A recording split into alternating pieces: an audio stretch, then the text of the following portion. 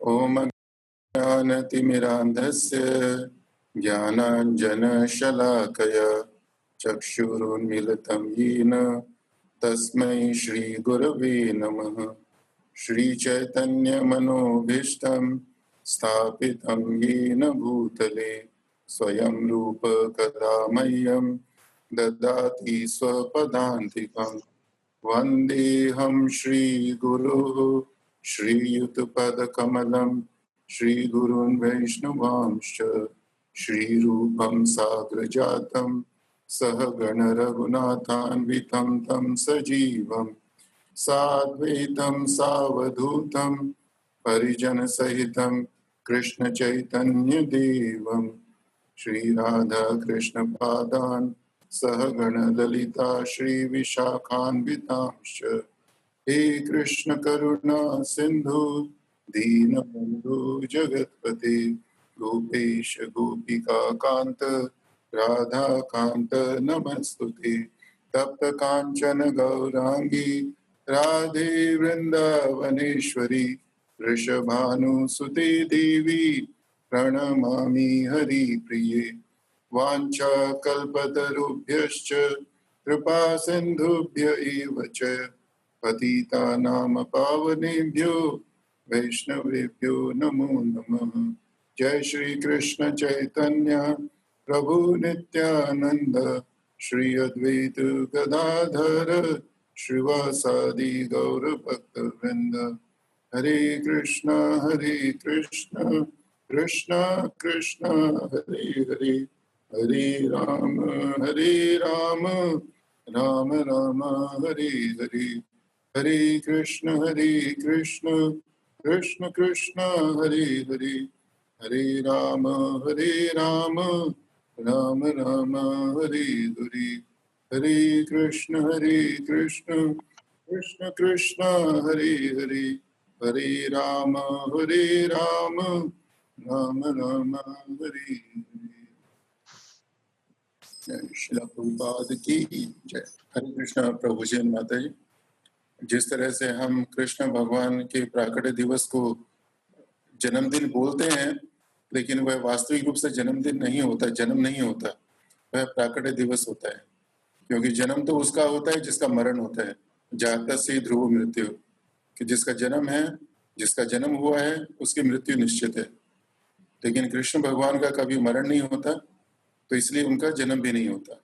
जिस तरह से हम रोज सूर्यदेव के दर्शन करते हैं, तो सूर्यदेव के दर्शन करते हैं, सूर्यदेव के दर्शन करते समय हमारे मन में भाव यह नहीं आता कि सूर्यदेव जी का जन्म हुआ है। हम कहते हैं कि सूर्यदेव जी प्रकट हुए हैं। इसी तरह से जब सूर्यदेव व्यस्त होते हैं तो उसका अर्थ ये नहीं कि सूर्यदेव की मृत्यु हो गई। सूर्यदेव इस भौतिक जगत से, हमारी आंखों से दूर होकर किसी दूसरी जगह प्रकाश देते हैं। तो इसी तरह से भगवान के भक्त हैं, वह भी भगवान के आदेश के अनुसार भगवान की लीला में सहयोग देने के लिए इस संसार में कुछ समय के लिए प्रकट होते हैं और उसके कुछ समय बाद अप्रकट हो जाते हैं और दूसरे धाम में जाकर भगवान के आदेश अनुसार वहां पर लीला करते हैं। तो इसी तरह से शिला प्रभुपाद जी कृष्ण भगवान के बहुत ही विशेष और प्रिय भक्त हैं। वह संसार में 1896 में प्रकट हुए थे और वह जन्म से ही वैष्णव परिवार में प्रकट होने के कारण भगवान की भक्ति में लगे थे। लेकिन उनके जीवन में, उनके भक्ति के जीवन में जो विशेष परिवर्तन आया वह 1922 में आया, जब वह शिला भक्ति सिद्धांत सरस्वती ठाकुर से मिले। तो जिस समय प्रभुपाद जी भक्ति सिद्धांत सरस्वती ठाकुर से मिले, उस समय भक्ति सिद्धांत सरस्वती ठाकुर ने ऑलरेडी कई सारे मठों की स्थापना करी थी और शिला भक्ति सिद्धांत सरस्वती ठाकुर के पास बहुत सारे शिष्य थे। लेकिन फिर भी उन्होंने प्रभुपाद जी को आदेश दिया कि तुम प्रयास करो कि जो भारत की संस्कृति, भारत के ग्रंथ हैं, उनका तुम विदेश में प्रचार करो। तो उस समय प्रभुपाद जी की उम्र 26 साल की थी। प्रभुपाद जी की बहुत सारी जिम्मेवारियां थी, लेकिन प्रभुपाद जी ने अपने गुरु के आदेश को अपने हृदय में रखा और उनकी तीव्र इच्छा थी कि गुरु के आदेश का किसी तरह से पालन करें। तो 1944 में जब वह 48 साल के हुए तो उन्होंने बैक टू गॉडहेड एक मैगजीन की शुरुआत करी सिंगल हैंडेडली, अकेले। और उसके साथ साथ उन्होंने भगवद गीता का अंग्रेजी में अनुवाद भी किया। इसके कुछ वर्ष पश्चात 1954 में जब प्रभुपाद जी 58 ईयर्स के हुए तो उन्होंने वानप्रस्थ आश्रम ग्रहण किया। और इसके 4 साल बाद 1959 में प्रभुपाद जी ने संन्यास आश्रम ग्रहण किया। और संन्यास आश्रम ग्रहण करने के बाद प्रभुपाद जी वृंदावन गए। वृंदावन में राधा दामोदर जी के मंदिर में काफी समय तक रहे और वहां पर उन्होंने श्रीमद् भागवतम के पहले 3 स्कंद का इंग्लिश में अनुवाद किया, तात्पर्य लिखा। और फिर उसके बाद में जैसे उनके गुरु की इच्छा थी उसके आदेशानुसार उन्होंने बहुत कठिन प्रयास किया विदेश में जाने के लिए और उनको सफलता मिली। और उसके बाद में प्रभुपाद जी 1966 में अमेरिका जाने के बाद में प्रभुपाद जी ने इस्कॉन की स्थापना करी और 11 वर्ष तक इस भौतिक जगत में अपनी लीला का प्रदर्शन किया। और 1977 में प्रभुपाद जी भगवान के धाम के लिए प्रस्थान किया। तो प्रभुपाद जी ने अपना पूरा जीवन कृष्ण भगवान की भक्ति में लगाया, लेकिन विशेष रूप से प्रभुपाद जी के जो अंतिम 11 वर्ष थे, उन 11 वर्षों में प्रभुपाद जी ने 100 मंदिरों की स्थापना करी। तो इसका तात्पर्य ये हुआ कि तकरीबन हर दूसरे महीने में प्रभुपाद जी एक मंदिर की स्थापना करते थे, एक मंदिर का उद्घाटन करते थे। 11 वर्षों में प्रभुपाद जी ने 140 बुक्स, 140 ग्रंथों उनको लिखा। उनका कई ग्रंथों का इंग्लिश में अनुवाद किया और उसको पब्लिश भी किया। तो इसका अर्थ ये हुआ कि हर महीने में तकरीबन 2 किताबें प्रकाशित होती थी। इसके साथ साथ प्रभुपाद जी ने 11 सालों में 7000 पत्र लिखे। इसका अर्थ ये हुआ कि तकरीबन एक पत्र प्रभुपाद जी रोज किसी न किसी को लिखते थे। और इसके साथ साथ प्रभुपाद जी ने 11 वर्षों के अंदर 12 बार पूरे विश्व का भ्रमण किया भगवान के नाम के प्रचार के लिए। और इसके साथ साथ प्रभुपाद जी ने, जैसे आपको बताया हमने कि प्रभुपाद जी ने बैक टू गॉडेड मैगजीन की शुरुआत करी थी, वह इतनी प्रख्यात हुई कि कई समय तक उसकी ये 10 लाख प्रतियां, 10 लाख कॉपियां बढ़ती थी या बिकती थी। और इस 11 वर्षों में प्रभुपाद जी ने दिन रात भगवान के प्रचार के लिए जो भी कुछ कर सकते थे, प्रभुपाद जी ने कुछ कसर नहीं छोड़ी और दिन रात भगवान के प्रचार में अपना जीवन अर्पण किया। और प्रभुपाद जी की महिमा का गुणगान करने के लिए बहुत कुछ है। प्रभुपाद जी के बारे में हम लोग बहुत कुछ बोल सकते हैं, उसका कुछ अंत नहीं है। जिस तरह से कृष्ण भगवान की लीलाएं अनंत होती हैं, कृष्ण भगवान के गुण अनंत होते हैं, उसी तरह से भगवान के भक्तों के भी अनंत गुण होते हैं। और प्रभुपाद जी के बारे में चर्चा करें तो प्रभुपाद जी के भी अनंत गुण हैं। और प्रभुपाद जी के जितने गुण हैं उन गुणों में से हम आज एक गुण के बारे में चर्चा करेंगे। और श्रीमद् भागवतम के 3 स्कंद के 2 अध्याय के 3 श्लोक में एक बहुत सुंदर टेक्स्ट है। हम उस श्लोक का उच्चारण करेंगे और उसमें देखेंगे प्रभुपाद जी ने क्या बोला है। और जो प्रभुपाद जी ने जो तात्पर्य दिया है वह प्रभुपाद जी के ऊपर पूरी तरह से फिट होता है। So this is canto 3 chapter 2 verse number 3। और जैसा हमने कई बार आपको पहले बताया कि प्रभुपाद जी ने हमारे लिए जो भी किया हम उसके बहुत ऋणी हैं।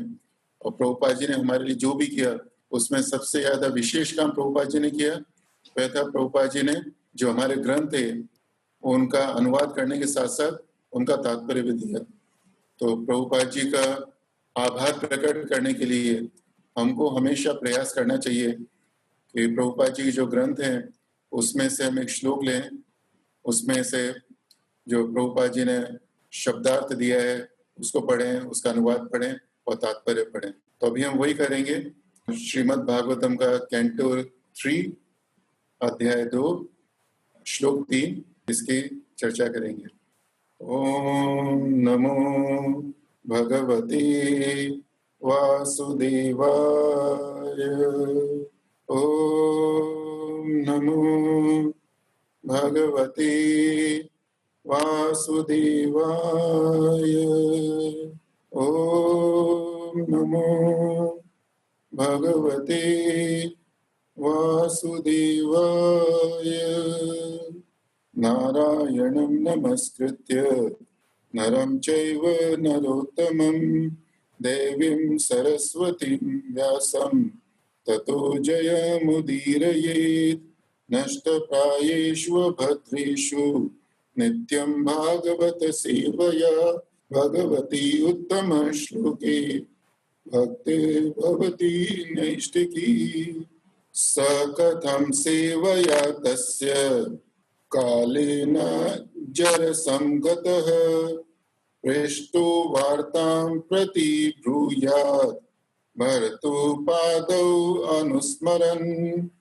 सह उद्धव कथम how sevaya by such service tasya is kalena in course of time, jarasam in validity, gataha undergone, prashtaha asked for, vartam message, prati bruyat just to reply, Bhartuhu of the Lord, Padau his lotus feet, Anusmaran remembering.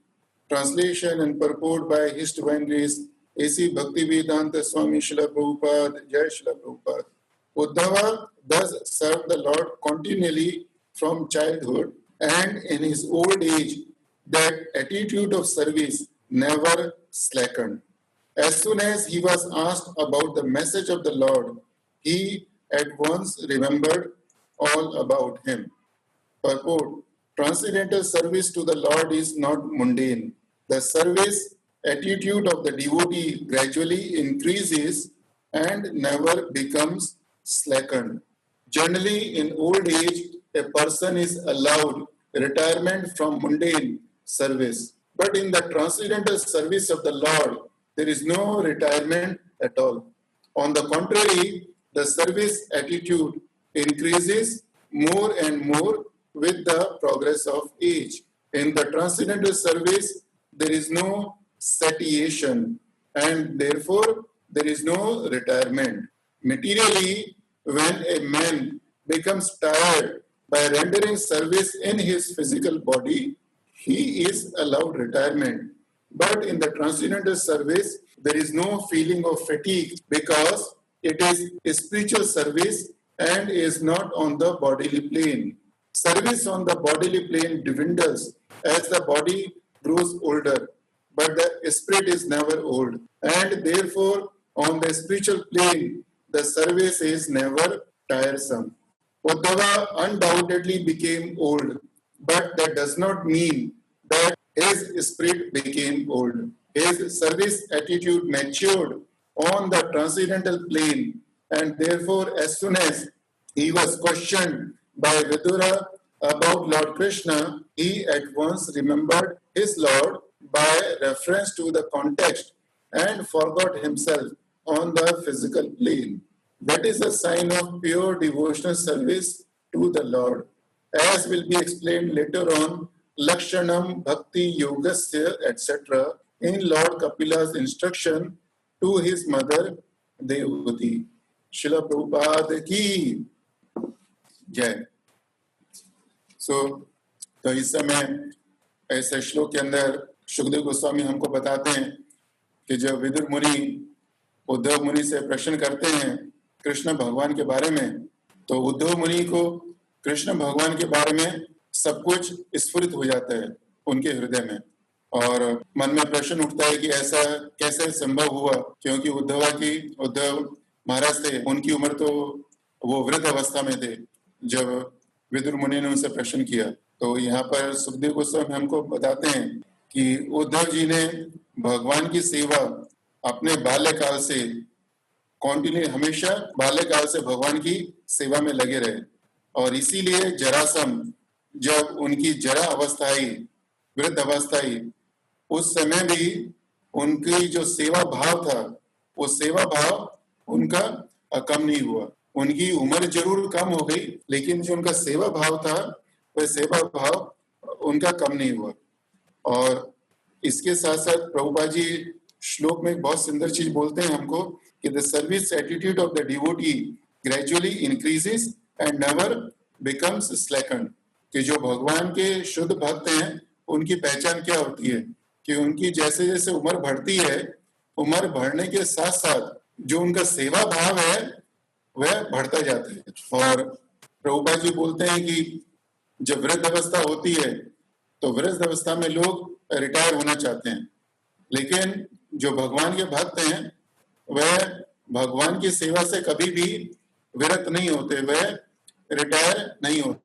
और इसके विपरीत भगवान के जो भक्त हैं उनके मन में भगवान की सेवा का जो भाव है वह दिन प्रतिदिन बढ़ता रहता है। तो जब हम प्रभुपाद जी के जीवन के विषय में पढ़ते हैं और उसके बारे में विचार मनन करते हैं तो हम देखते हैं कि सुखदेव गोस्वामी ने जो श्लोक बोला, यह श्लोक प्रभुपाद जी के ऊपर पूरी तरह से फिट होता है। नेक्टर ऑफ इंस्ट्रक्शन के अंदर रूप गोस्वामी बोलते हैं कि उत्साह निश्चयात धैर्य तत्त कर्म प्रवर्तनात्। इस श्लोक के अंदर रूप गोस्वामी बताते हैं कि अगर हम 6 चीजें करें तो भक्ति प्रसिद्ध थी, कि हम भक्ति में आगे बढ़ते हैं और यह भक्ति प्रसिद्ध होती है, इट बिकम्स फेमस।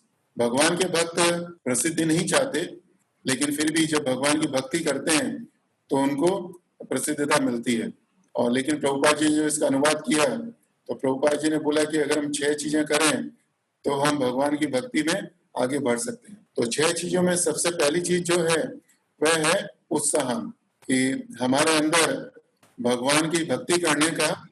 रूप गोस्वामी नेक्टर ऑफ इंस्ट्रक्शन में बताते हैं कि अगर हम 6 चीजें करें तो हम लोग भक्ति में आगे बढ़ सकते हैं। और इन 6 चीजों में सबसे पहली चीज है वह है उत्साह, कि हमारे हृदय के अंदर भगवान की भक्ति करने का अटूट उत्साह होना चाहिए। तो जिस तरह से हमने देखा कि उद्धव जी इतनी वृद्ध अवस्था में भी भगवान की लीला का, भगवान के गुणों को बताने के लिए उत्साहित थे, उसी तरह से प्रभुपाद जी भी 69 साल की उम्र में विदेश गए और इतनी वृद्ध अवस्था में विदेश जाने के बाद भी उनके मन में भगवान की भक्ति करने का असीमित उत्साह था। विदेश में गए, उन्होंने जिस तरह से प्रचार करना शुरू किया उसकी हम कल्पना भी नहीं कर सकते। हम सब लोग एक बहुत ही अच्छे वातावरण में बैठकर भगवान के नाम का प्रचार करते हैं, लेकिन प्रभुपाद जी विदेश गए तो पूरे 1 वर्ष तक उन्होंने जितना संघर्ष किया उसकी हम कल्पना भी नहीं कर सकते।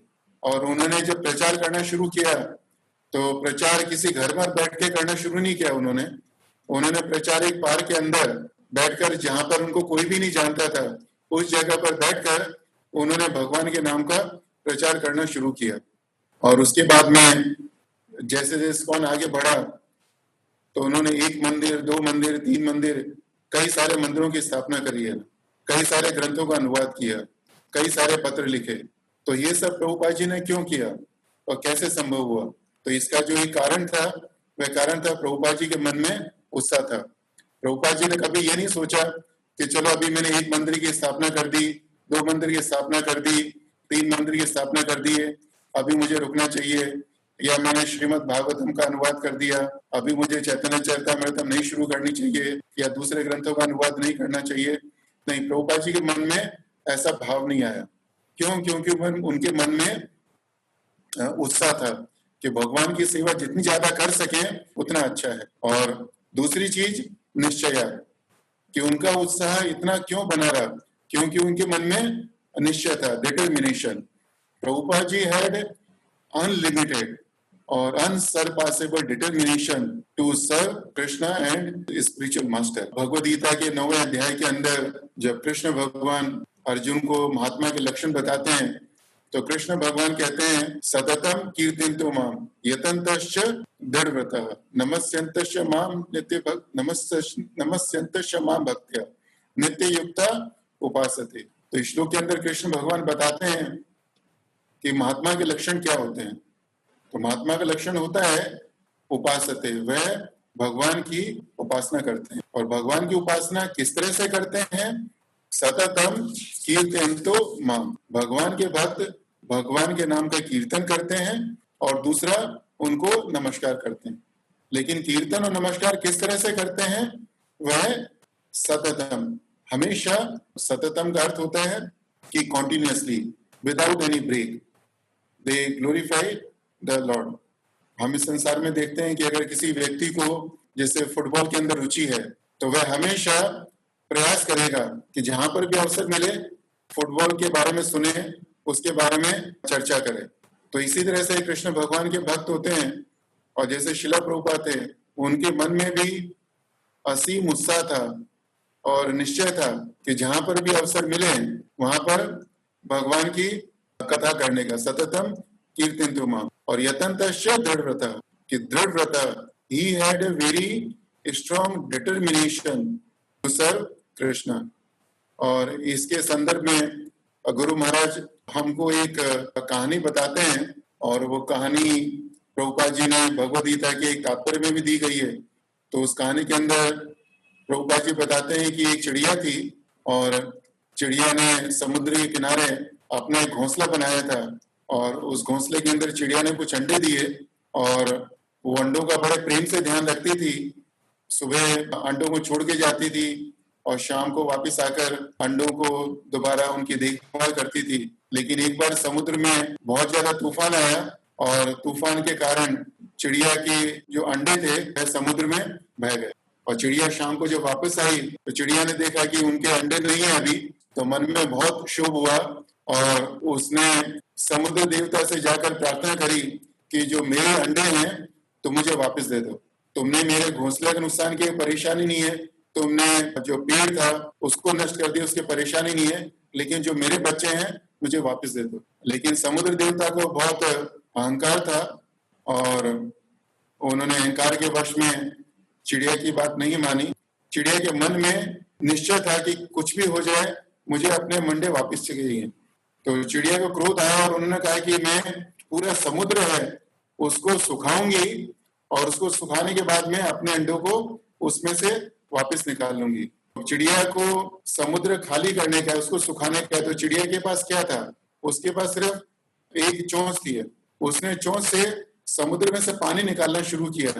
और अभी जैसा हम कल्पना कर सकते हैं कि यह असंभव काम था कि कोई भी चिड़िया अपनी चोंच से समुद्र को नहीं सुखा सकती है। लेकिन वह अपने प्रयास में लगी रही। और जब गरुड़ जी ने देखा, जो भगवान के दूत थे, कि चिड़िया के मन में इतना दृढ़ संकल्प है, तो वह स्वयं उन्होंने समुद्र देवता से प्रार्थना करी कि ये जो चिड़िया है इसके अंडे वापस करो, नहीं तो मैं खुद तुम्हारे जो पूरा तुम्हारा समुद्र, तुम्हारे अंदर पानी है, इसको सुखा दूंगा। तो यह सुनकर समुद्र देवता के मन में भय हुआ और उन्होंने तुरंत ही चिड़िया है उसके अंडे वापस कर दिए। तो जिस तरह से एक चिड़िया के मन में दृढ़ निश्चय था, उसी तरह से प्रभुपाद जी के मन में भी बहुत ही दृढ़ निश्चय था कि कुछ भी हो जाए हमें भगवान की सेवा निरंतर करती रहनी चाहिए। और जैसा हमको मालूम है कि प्रभुपाद जी ने जो भगवद गीता लिखी थी उसकी सिर्फ एक ही कॉपी थी, और जब विदेश गए तो वो एक कॉपी भी किसी ने चुरा ली। और प्रभुपाद जी को भगवद गीता को पब्लिश करना था, उसको प्रकाशित करना था। तो प्रभुपाद जी ने पूरी भगवद गीता को दोबारा लिखा, उसको दोबारा टाइप किया। और प्रभुपाद जी को टाइपिंग नहीं आती थी, तो प्रभुपाद जी ने पूरी भगवद गीता को सिर्फ एक उंगली से दोबारा टाइप किया है। तो इससे हम समझ सकते हैं कि प्रभुपाद जी के मन में भगवान की सेवा करने का कितना दृढ़ निश्चय था। और इसके साथ साथ प्रभुपाद जी को बहुत ज्यादा धैर्य भी था। He had a lot of patience। और प्रभुपाद जी के जब चरित्र को हम सुने पढ़ें तो हम समझ सकते हैं कि प्रभुपाद जी के हृदय में कितना धैर्य था। क्योंकि अगर प्रभुपाद जी के हृदय में धैर्य नहीं होता तो प्रभुपाद जी यह सब प्रचार नहीं कर पाते। प्रभुपाद जी जब विदेश गए तो वहां पर जिन लोगों को प्रचार करना शुरू किया, उन सब लोगों की अगर हम जीवनचर्या को देखें तो उन सब लोगों को प्रचार करना बहुत सरल काम नहीं था ना, बहुत ही कठिन काम था और बहुत ही असंभव काम था। और एक बात हमको बता रहे थे कि प्रभुपाद जी ने उन लोगों को प्रचार करना शुरू किया जिन लोगों को यह भी नहीं मालूम था हमें मलमूत्र विसर्जन करने के बाद में हाथ धोना पड़ता है। तो प्रभुपाद जी ने उन लोगों को प्रचार करना शुरू किया और आज हम देखते हैं कि वही उनमें से बहुत सारे भक्त आज भगवान के बहुत शुद्ध भक्त हैं और बहुत ही सुंदर प्रचार करते हैं। तो जिस तरह से हम उद्धव जी के चरित्र में देखते हैं कि उद्धव जी को बहुत ज्यादा उत्साह था भगवान की लीला का गुणगान करने का, तो प्रभुपाद जी के मन में भी उसी तरह से बहुत ही ज्यादा उत्साह था। उनके मन में निश्चय था कि कुछ भी हो जाए भगवान की सेवा रुकनी नहीं चाहिए और उनको बहुत ज्यादा धैर्य भी था, क्योंकि अगर हम अपनी भक्ति में उत्साह बनाए रखना चाहते हैं तो उत्साह को बनाए रखने के लिए हमको प्रयास करना पड़ेगा। सततम कीर्तन तो हम यतन तर्श, यतन मतलब प्रयास करने का है। अगर हम प्रयास नहीं करेंगे तो जो हमारे मन में उत्साह है वह शीघ्र ही खत्म हो जाएगा। तो हमको हमारे मन में उत्साह होना चाहिए।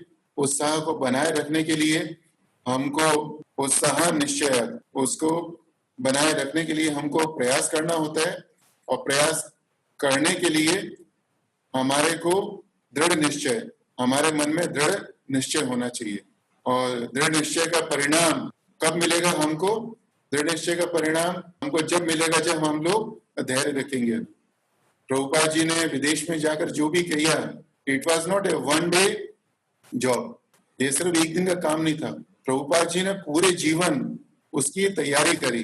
जब अब प्रभुपाद जी अपने गुरु से मिले, गुरु से मिलने के बाद में प्रभुपाद जी ने 22 साल तक तैयारी करी। उसके बाद में बैक टू गॉडहेड की उसको पब्लिश किया और उसके बाद में विदेश गए। और 11 वर्षों में प्रभुपाद जी ने जो भी किया वह सब हमको मालूम है, लेकिन वह सब जो भी किया प्रभुपाद जी ने जो भी किया इसको करने में समय लगा और इतने समय तक प्रभुपाद जी ने धैर्य को बना के रखा। और प्रभुपाद जी का एक जो गुण था, एक गुण हम पढ़ रहे थे कि प्रभुपाद जी वॉज उदासीन, ही वॉज इनडिफरेंट। कृष्ण भगवान भगवद गीता के 12वें अध्याय के अंदर ऐसे भक्तों के गुण बताते हैं जो कृष्ण भगवान को बहुत प्रिय हैं। और उसके संदर्भ में कृष्ण भगवान एक श्लोक बोलते हैं, अनपेक्षः सुचिर दक्ष उदासीनो गतव्यथा सर्वारंभ परित्यागी भक्तिमान में स प्रिय नरः। तो अनपेक्षा सुचिर दक्ष उदासीनो, उदासीन का अर्थ इंग्लिश में होता है इनडिफरेंट और इनडिफरेंट का अर्थ होता है careless. But Prabhupada was not careless. यहाँ पे उदासीन का अर्थ है कि जब भी कृष्ण भगवान की भक्ति की बात आती थी, कृष्ण भगवान की सेवा की बात आती थी, तो उस समय प्रभुपाद और सब दूसरी चीजों से whenever he came to serve Krishna and his devotion service, Prabhupada would be indifferent to everything else. Prabhupada won't care for anything. And हम देखते हैं कि प्रभुपाद जी की जो उम्र थी उस उम्र के अनुसार प्रभुपाद जी को विश्राम करने की आवश्यकता थी, लेकिन हमको मालूम है कि प्रभुपाद जी रोज सिर्फ 2 घंटा सोते थे ना, और बाकी 22 घंटे निरंतर किसी न किसी रूप से भगवान की सेवा में लगे रहते थे। कई बार प्रभुपाद जी बीमार होते थे तो वैद्य जी को बुलाया जाता था और हमको लगता है कि प्रभुपाद जी वैद्य जी को इसलिए बुलाते थे कि वह ठीक होना चाहते थे, लेकिन प्रभुपाद जी के नजदीकी भक्त हैं, उनके शिष्य हैं, अगर उनके मुख से सुने हमें ज्ञात होता है कि प्रभुपाद जी ने यह सब किया, वह भी उनकी लीला का अंग था। तो प्रभुपाद जी जब भी बीमार पड़ते थे और वैद्य जी को बुलाते थे तो उनके भक्त बताते हैं कि प्रभुपाद जी वैद्य जी को इसलिए बुलाते थे कि जिससे वैद्य जी और जो डॉक्टर लोग हैं प्रभुपाद जी की कुछ सेवा कर सकें। लेकिन जो वैद्य जी दवाई बताते थे प्रभुपाद जी को, प्रभुपाद जी वो दवाई को ज्यादातर समय नहीं लेते थे और कभी भी प्रभुपाद जी ने दवाई ली तो दवाई सिर्फ अपने शिष्यों का मन रखने के लिए थी। तो Prabhupad ji was very much indifferent to his health when it come to serve Krishna. Prabhupada ji was very much indifferent to any kind of bad publicity which would take place against Krishna conscious movement. कि जब प्रभुपाद जी ने कृष्ण भावना भावित संघ की स्थापना करी, Krishna conscious movement शुरू किया, तो उस समय कई सारे लोग अलग अलग तरह की आलोचना करते थे और कई बारी यह आलोचना न्यूज़पेपर के अंदर भी आती थी। तो जब भी प्रभुपाद जी को मालूम पड़ता था, प्रभुपाद जी इसकी तरफ ध्यान नहीं देते थे और प्रभुपाद जी हमेशा अपने शिष्यों को बोलते थे कि यह बहुत अच्छा हुआ, क्योंकि जैसे ही उन्होंने न्यूज़पेपर ने कृष्ण भावना संघ के बारे में लिखा, as soon as people they write international society for Krishna consciousness, तो इसका अर्थ है कि बहुत सारे लोग कृष्णा नाम को पढ़ रहे हैं और कृष्णा का नाम के बारे में कृष्णा के नाम को बोल रहे हैं। So Prabhupad was very much indifferent to any kind of bad publicity.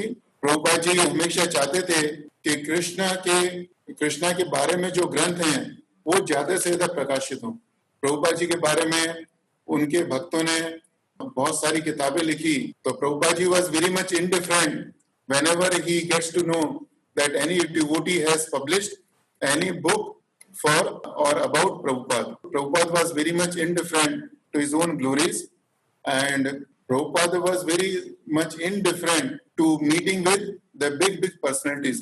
Prabhupad ji ने पूरे विश्व में 12 बार भ्रमण किया और प्रभुपाद जी जहां पर भी जाते थे उनको अवसर मिलते थे कि वे बड़े बड़े लोगों से मिलें, और अगर प्रभुपाद जी बड़े बड़े लोगों से मिलते तो उसके बाद में प्रभुपाद जी की फोटो है अलग अलग जगह न्यूज़पेपर में आती, लेकिन प्रभुपाद जी के मन में इच्छा नहीं थी कि बड़े बड़े लोगों से मिलें और उनकी जो फोटो है वो न्यूज़पेपर में आए। तो Prabhupada was very much indifferent to meeting with the big personalities, and Prabhupada was very much indifferent to the women also.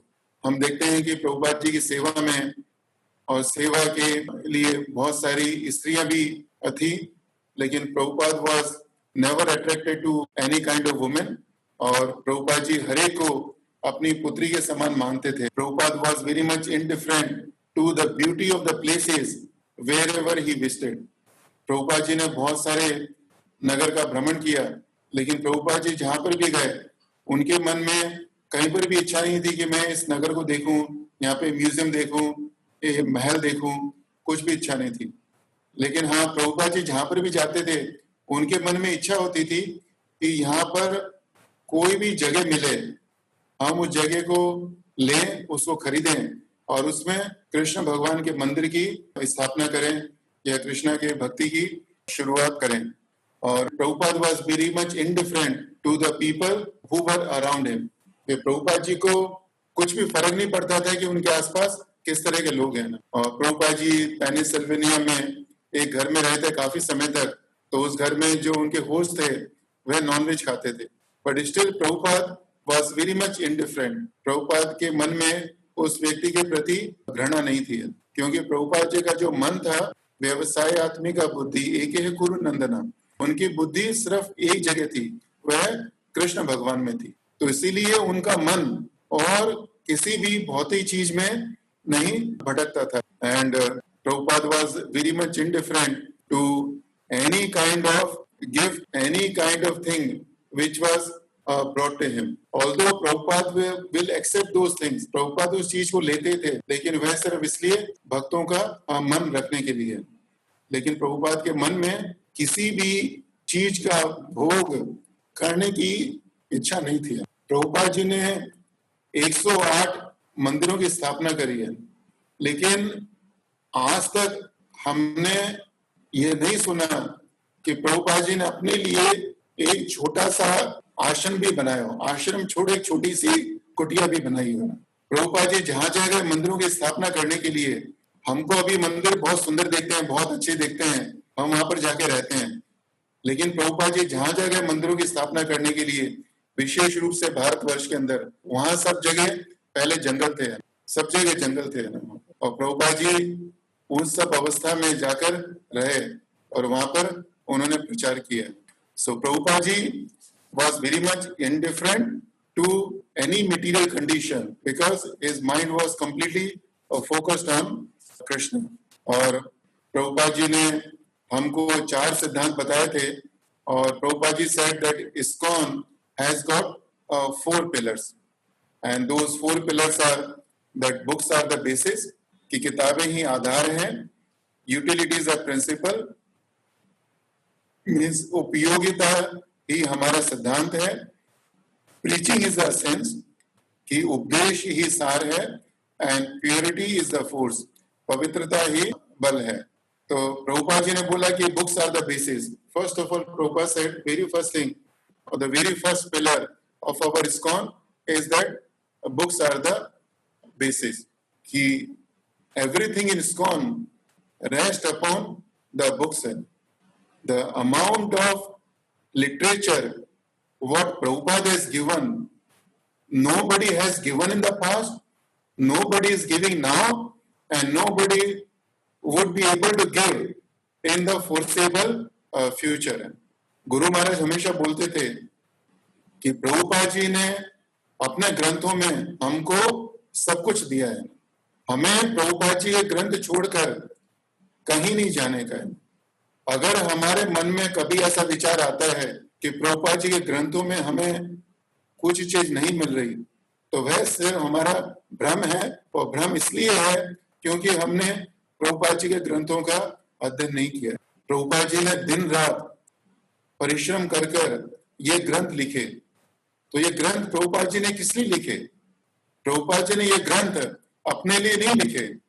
Prabhupada ji को ये सब ज्ञान ऑलरेडी था। प्रभुपाद जी ने ये सब ग्रंथ हमारे लिए लिखे। और अगर हम सोचते हैं कि प्रभुपाद जी ने हमारे लिए कुछ भी किया है और हम प्रभुपाद जी के ऋणी हैं, तो हमको प्रभुपाद जी का ऋण चुकाने का है। और प्रभुपाद जी का ऋण हम किस तरह से चुका सकते हैं?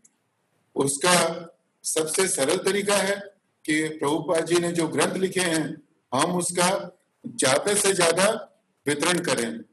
प्रभुपाद जी ने बोला था कि if you want to please me, और sorry, if you have the money, you give the money to print my books. कि अगर तुम्हारे पास पैसा है, तुम उस पैसे को मेरे ग्रंथों को पब्लिश करने में लगाने का। If you have money, if you want to please me, then distribute my books. Prabhupada ji ने बोला था अगर तुम्हें मुझे प्रसन्न करना है तो तुम मेरी बुक्स का वितरण करो, कि distribute my books. And if we cannot distribute the books, then whatever money we have got, जो भी हम धन को अपने whatever money we can spare, we should donate that money to give to those people who are engaged in this service. And so books are the basis. तो प्रभुपाद जी ने इतने ग्रंथ लिखे हैं, हम प्रभुपाद जी के ऋणी हैं, और ऋण चुकाने का सबसे सरल तरीका है कि हम कोशिश करें कि इन ग्रंथों का जितने से ज्यादा वितरण हो वह बहुत अच्छा है। और हमें ग्रंथों का सिर्फ वितरण ही नहीं करना, उन ग्रंथों का हमें स्वयं अध्ययन करने का है। ग्रंथों का वितरण करना ये उस तरह से है कि अगर कोई हमको आइसक्रीम लाके दे, हम आइसक्रीम को बांटना शुरू करें। लेकिन आइसक्रीम को बांटना एक चीज है और आइसक्रीम को खाना अलग चीज है ना। जब तक हम आइसक्रीम को खाएंगे नहीं तो हमें उसका टेस्ट कैसे मालूम पड़ेगा उसका। तो प्रभुपाद के बुक्स का हम वितरण करें, बहुत अच्छी बात है, लेकिन वितरण करने के साथ साथ हमें उसका अध्ययन भी करने का है। प्रभुपाद जी जिस तरह से भगवद गीता के पहले अध्याय के पहले श्लोक में बताते हैं कि प्रभुपाद जी तात्पर्य में बोलते हैं कि one must scrutinizingly read Bhagavad Gita है। स्क्रूटिनाइजिंगली का अर्थ है कि जिस तरह से एक जौहरी एक हीरे को देखता है, एक एक चीज को, एक एक कण को देखता है, उसी तरह से हमको प्रभुपाद जी के ग्रंथों का अध्ययन करना चाहिए। और अगर हम ऐसा नहीं करते तो इसका अर्थ है कि हम प्रभुपाद जी का आभार प्रकट करने का प्रयास नहीं करते हैं। प्रभुपाद जी ने जो आगे 3 सिद्धांत दिए, दूसरा सिद्धांत है यूटिलिटी इज द प्रिंसिपल, कि जो भी चीज है हमें उसको कृष्ण भगवान की सेवा में लगाने का है। युक्त वैराग्य, संसार में जितनी भी चीजें हैं उन सभी चीजों को कृष्ण भगवान की सेवा में किस तरह से लगाया जाए, ये जिस तरह से प्रभुपाद जी ने बताया है उस तरह से हमको कोई भी नहीं बता सकता है। तो यूटिलिटी द प्रिंसिपल, युक्त वैराग्य, इसके बारे में हमको ज्ञान कैसे होगा? हमको कैसे मालूम पड़ेगा कि संसार में जितनी चीजें हैं हम भगवान की भक्ति में लगाएं? वह जब मालूम पड़ेगा जब हम प्रभुपाद जी के ग्रंथ हैं उनको पढ़ेंगे और उनका तात्पर्य पढ़ेंगे। प्रभुपाद जी ने तीसरा सिद्धांत बताया, प्रीचिंग इज द असेंस, कि उपदेश ही सार है, कि हमारा जो इस्कॉन मूवमेंट है उसका सार क्या है, प्रीचिंग, प्रचार। लेकिन प्रचार हम कैसे करेंगे, प्रचार हम कैसे करेंगे? जब तक प्रभुपाद जी के ग्रंथ नहीं पढ़ेंगे तो हम क्या बोलेंगे, श्रवणम कीर्तनम, कि पहली चीज श्रवण। जब तक हम ग्रंथों के द्वारा श्रवण नहीं करेंगे तो प्रचार कैसे करेंगे? तो अगर हम प्रभुपाद जी के ग्रंथ नहीं पढ़ेंगे तो हमें मालूम नहीं पड़ेगा कि हर एक चीज को भगवान की सेवा में कैसे लगाया जाए। भगवान के नाम का प्रचार नहीं कर पाएंगे, भगवान के नाम का प्रचार नहीं कर पाए तो भगवान को हम प्रसन्न भी नहीं कर पाएंगे। भगवान को प्रसन्न करने के बहुत सारे तरीके हैं, लेकिन श्रील प्रभुपाद जी अपने एक आई थिंक 7/5/24 आई थिंक एक 7th कैंटोर के 5th चैप्टर के एक श्लोक के तात्पर्य में लिखते हैं कि the Lord is immediately extremely pleased when he sees that someone is engaged in the preaching activities. तो प्रभुपाद जी कहते हैं कि लॉर्ड इज इमीडिएटली मतलब तुरंत, there is no need to wait, और प्रतीक्षा करने की जरूरत नहीं पड़ती है। अगर हमें भगवान को प्रसन्न करना है तो सबसे ज्यादा सरल उपाय क्या है, भगवान के नाम का प्रचार करें इमीडिएटली। और अगर ऐसा करते हैं तो भगवान तुरंत ही प्रसन्न हो जाते हैं। और कितना प्रसन्न होते हैं, एक्सट्रीमली। एक्सट्रीमली का अर्थ है कि जिसकी हम कल्पना भी नहीं कर सकते, या हम कह सकते हैं कि भगवान बहुत ज्यादा प्रसन्न हो जाते हैं। तो लेकिन ऐसा कब संभव होगा, जब हम श्रील प्रभुपाद जी के ग्रंथों का अध्ययन करेंगे। और जैसा हमको मालूम है कि प्रभुपाद जी ने सैकड़ों मंदिरों की स्थापना करी, सैकड़ों ग्रंथों का अनुवाद किया, हजारों पत्र लिखे, पूरे दिन में से सिर्फ 2 घंटा सोते थे, 69 साल की उम्र में विदेश गए, 11 साल में 12 बार विश्व का भ्रमण किया। तो यह सब प्रभुपाद क्यों कर पाए, कैसे कर पाए? तो प्रभुपाद जी की, जैसे हमने आपको बताया, प्रभुपाद जी के मन में उत्साह था, निश्चय, धैर्य था, ये सब चीजें थी। लेकिन यह सब गुण कहां से आए? तो प्रभुपाद जी हमेशा बोलते थे, there is no difference between you and I. Prabhupad ji कहते थे तुम्हारे और मेरे अंदर कोई अंतर नहीं है, सिर्फ एक अंतर है कि I am sincere in following the instructions of my spiritual master. I am sincere in following the instructions of my spiritual master. Prabhupad ji ने कभी भी अपनी सफलता का श्रेय अपने ऊपर नहीं लिया। He never thought, he never claimed that he was a cause of any of his successes. All the times he glorified his spiritual master, and he had unflinching faith in the potency of his spiritual master. एक बार प्रभुपाद जी बहुत ज्यादा बीमार थे और वह ठीक नहीं हो रहे थे, तो प्रभुपाद जी ने अपने शिष्यों को बोला कि you throw me in front of my spiritual master, कि मुझे ले जाकर मुझे गुरु के सामने फेंक दो। और प्रभुपाद जी के शिष्यों ने ऐसा ही किया। उन्होंने प्रभुपाद जी को उठाया, श्रील भक्ति सिद्धांत सरस्वती के ठाकुर जी के सामने उनको लिटा दिया। और ये आश्चर्य की बात नहीं है कि प्रभुपाद जी शीघ्र ही ठीक हो गए, क्योंकि उनके मन में उनके गुरु के प्रति अटूट श्रद्धा थी। So we can learn so many things from Prabhupad's life time. Prabhupad ji एक गुरु ही नहीं, वह गुरु के साथ साथ आचार्य भी थे। उन्होंने अपने आचरण के द्वारा हमको बताया कि हम अपना जीवन कैसे व्यतीत कर सकते हैं। उन्होंने एक छोटी से छोटी चीज को भी हमको बताया कि हम हाथ कैसे धोएं, प्रभुपाद जी हमको ये भी बता के गए। हम खाना कैसे खाएं, ये भी बता के गए। माता पिता के साथ व्यवहार कैसे करें, प्रभुपाद जी बता के गए। गुरु के साथ व्यवहार कैसे करें, बता के गए। प्रभुपाद जी ने अपने तात्पर्यों में सभी कुछ छोड़ के गए ना, सभी कुछ छोड़ के गए। और हमारा दुर्भाग्य होगा कि हम लोग यह सब जानने के बाद भी प्रयास ना करें कि प्रभुपाद जी ने अपने ग्रंथों में क्या लिखा है हम उसको ना पढ़ें या प्रभुपाद जी के ग्रंथों का स्पर्श नहीं करें। जस्ट लास्ट 1 मिनट, आजकल हम देखते हैं कि ज्यादातर लोग अपने मोबाइल को यूज करते हैं ना, and they are becoming fond of और use to use the e books है।